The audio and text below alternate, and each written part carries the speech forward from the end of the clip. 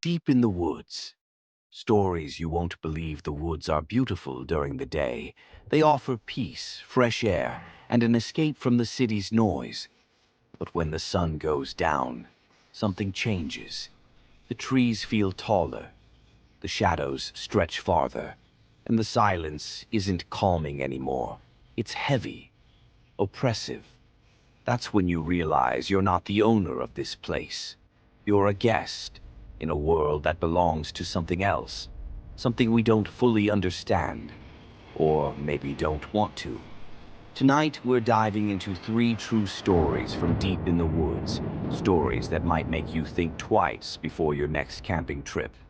Welcome back to Midnight Files. Now, let's step into the darkness. Story 1. The Trail, Cam. I'm an avid hiker. I love solo camping.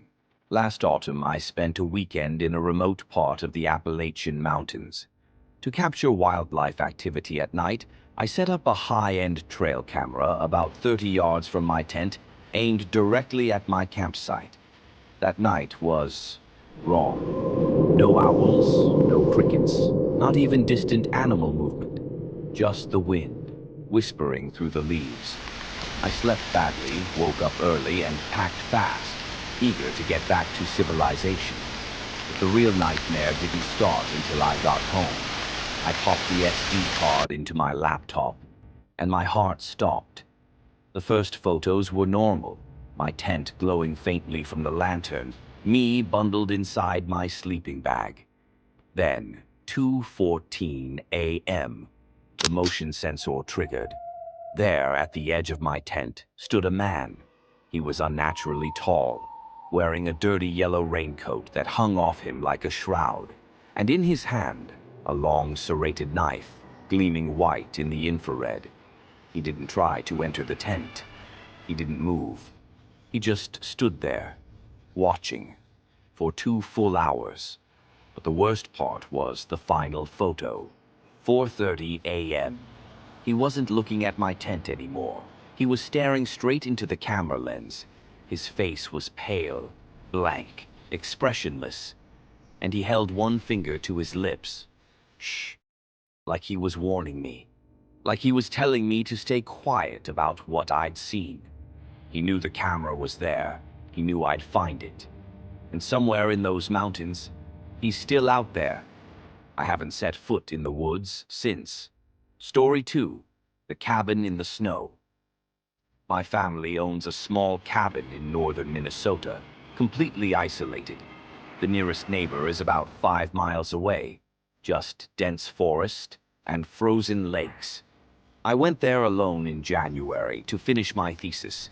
Peace, quiet, no distractions. On the third night, a blizzard rolled in hard. Snow hammered the windows. Wind howled through the trees. I was inside by the fireplace drinking hot cocoa when I heard a soft thud against the front door. I told myself it was the wind, maybe a falling branch. I checked the peephole. Nothing. Only swirling white chaos. The next morning, the storm was gone. Everything outside looked untouched. Perfect, pristine snow. I stepped onto the porch and froze. There were footprints in the powder. Large, bare human footprints. They started at the tree line about 50 yards away. They walked straight to my front door. Then they circled the cabin. Not once, not twice, 3 times. They paused at every window, like someone was leaning in, trying to see inside. Then they stopped at the back window, the one directly across from my bed. And that's when I noticed something that made my stomach drop.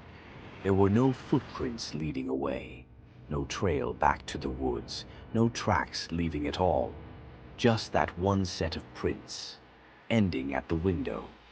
And the snow beneath it had been brushed away in a smooth off, like someone had pressed their face against the glass, watching me sleep. I didn't even finish packing. I threw my things into my bag, shoveled a path to my car, and drove through the remaining drifts until I hit the main road.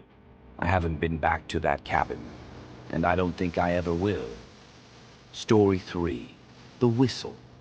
This happened to me and my friend Tyler while backpacking deep in the Pacific Northwest.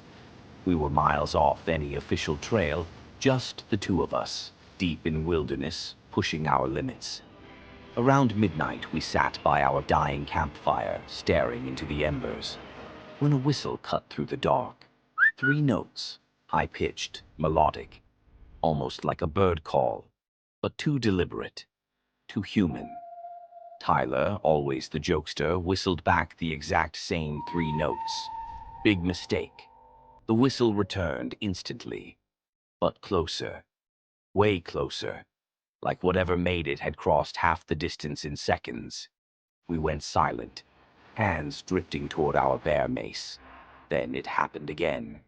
But this time, from 3 different directions, surrounding us. A sick, perfect harmony. Whatever was out there wasn't alone. It was coordinating, closing in. And then, silence. The whistling stopped, replaced by something worse, a heavy rhythmic thumping. Massive footsteps, crashing through brush, charging straight toward our camp. Branches snapped like gunshots. We didn't wait to see what it was. We left our gear, switched on our headlamps, and ran. We didn't stop running until dawn, until we collapsed at the car, shaking, exhausted, terrified. To this day, if I hear any bird whistle those same 3 notes, my blood runs cold, because some part of me still believes we weren't alone out there. Nature has secrets, and some of them are better left buried, deep in the shadows, undisturbed. So the next time you step into the woods and you feel like you're being watched, trust that feeling, because you probably are. If you've had a terrifying experience in the wilderness, share it in the comments. We might feature it in a future episode. If this story gave you chills, like the video, subscribe to Midnight Files and hit the bell so you don't miss an upload. Sleep tight, if you can. Thanks for watching. See you in the next one.